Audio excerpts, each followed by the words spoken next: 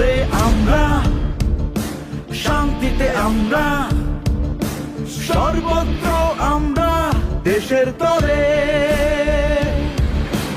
আমরা সেনা, রক্তে কেনা আমাদের পরিচয়। আমরা সেনা, রক্তে কেনা আমাদের পরিচয়। আমাদের মাটি, আমাদের মানচিত্র আমাদের কাছে আমাদের জীবনের চেয়ে বেশি প্রিয়।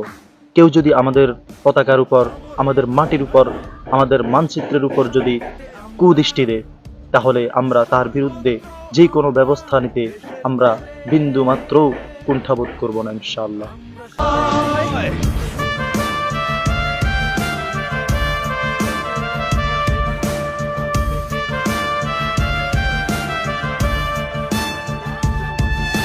বাংলার আকাশ রাখিব মুক্ত,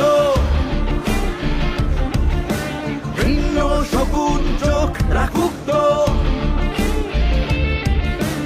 আকাশ থেকে বজ্রের বেগে আনা দেব অক্ষয়। লাল সবুজের পতাকার তলে আমরাই রাহমাতুল্লাহ। সম্মানিত দর্শক, কেমন আছেন সবাই? আশা করছি ভালো আছেন। আলহামদুলিল্লাহ, মহান আল্লাহ পাক রব্বুল আলামিনের অশেষ মেহেরবানিতে আমিও ভালো আছি। সম্মানিত দর্শক, আজকের এই বাস্তবতায় দাঁড়িয়ে আমরা যে বিষয়টি গভীরভাবে উপলব্ধি করছি তা হচ্ছে আমাদের সামরিক শক্তি। বিশ্ব যখন সামরিক সক্ষমতা বৃদ্ধির জন্য প্রতিযোগিতায় ব্যস্ত ছিল, ঠিক সেই মুহূর্তে আমাদের পরাজিত স্বৈরাচারী সরকার দুর্নীতিতে ব্যস্ত ছিল, যার পরে বাংলাদেশ সামরিক খাতে উল্লেখযোগ্য কোনো সফলতা আনতে পারে নাই। তাই আমরা বাংলাদেশ অন্তর্বর্তীকালীন সরকারকে বিশেষভাবে অনুরোধ করব যে আপনারা আমাদের সামরিক খাতকে শক্তিশালী করার জন্য কার্যকরী পদক্ষেপ গ্রহণ করুন। বাংলাদেশের সামরিক সক্ষমতা এমনভাবে বৃদ্ধি করুন যাতে করে কোনো শক্তি, কোনো পরাশক্তি আমাদের দিকে চোখ রাঙিয়ে না তাকাতে পারে।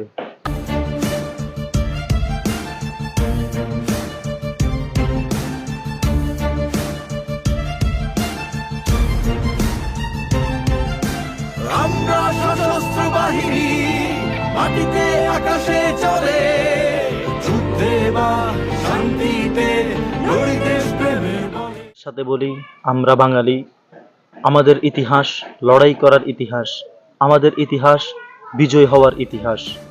আমরা 1947 সালে ব্রিটিশ বেনিয়াদের বিরুদ্ধে যুদ্ধ করে স্বাধীনতার মুকুট ছিনিয়ে এনেছিলাম।